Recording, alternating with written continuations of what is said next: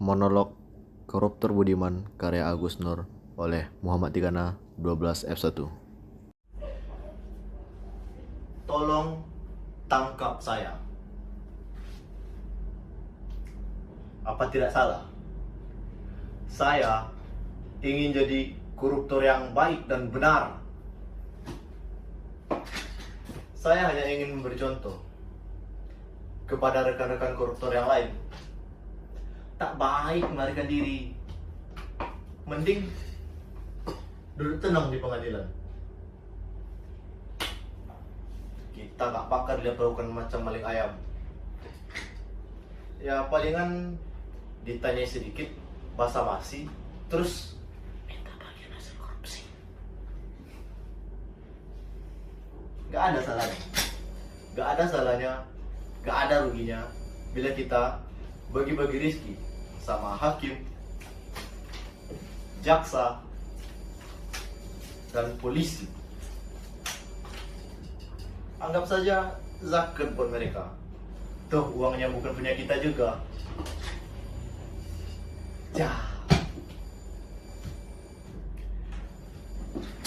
Makanya saya di sini minta diadili.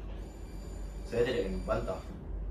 Urusan membantah biar pengacara saya yang bingung. Toh saya bayar dia buat itu juga, biar saya terlihat tidak bersalah.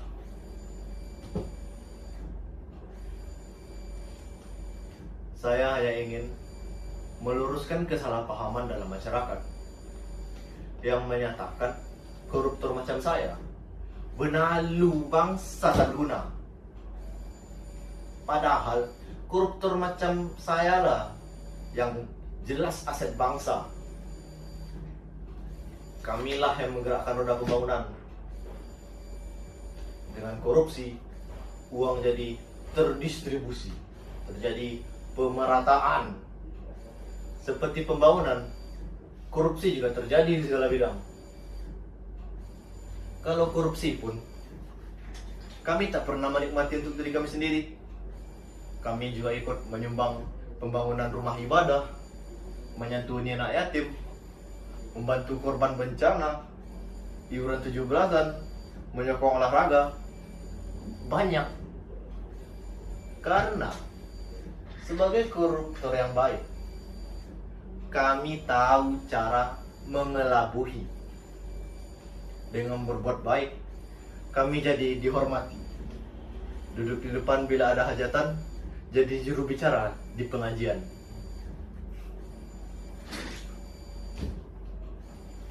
Makanya saya bilang, naif bila para mahasiswa terus mendesak agar para koruptor dipenjara. Nanti malah repot, mesti bikin banyak penjara. Kenapa? Saya yakin 70% warga Republik ini pasti akan masuk penjara itu.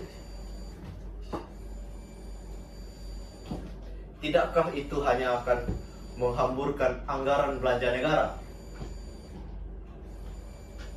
Percayalah, uang yang dibutuhkan untuk memenjarakan kami itu jauh lebih tinggi dibanding dana subsidi BBM yang dialokasikan untuk mengatasi kemiskinan. Jadi, kesimpulan yang kita dapat, memenjarakan koruptor itu kontraproduktif bagi keuangan negara. Daripada uangnya dihambur-hamburkan buat memenjarakan kami, mending uangnya kami korupsi, terus kami bagikan secara adil dan merata. Itulah yang namanya korupsi yang adil dan beradab sesuai Pancasila. Atau biar terdengar lebih trendy nih, itulah prinsip-prinsip demokrasi dalam korupsi.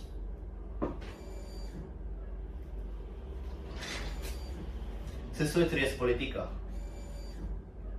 dalam demokrasi mesti ada distribusi kekuasaan yang sama antara eksekutif, legislatif, yudikatif. Dalam korupsi yang demokratis pun begitu. Eksekutif, legislatif, yudikatif dapat kesempatan dan keuntungan yang sama. Kalau saya ibaratkan nih, korupsi itu ibarat lokomotif, gerbong-gerbong demokrasi yang membawa keuntungan dan semua orang berbondong-bondong ingin naik menikmatinya. Makanya memberantas korupsi itu sama saja dengan menggulingkan gerbong-gerbong demokrasi tadi. Itu berbahaya. Kenapa? Nanti malah bikin keonaran para demonstran bayaran.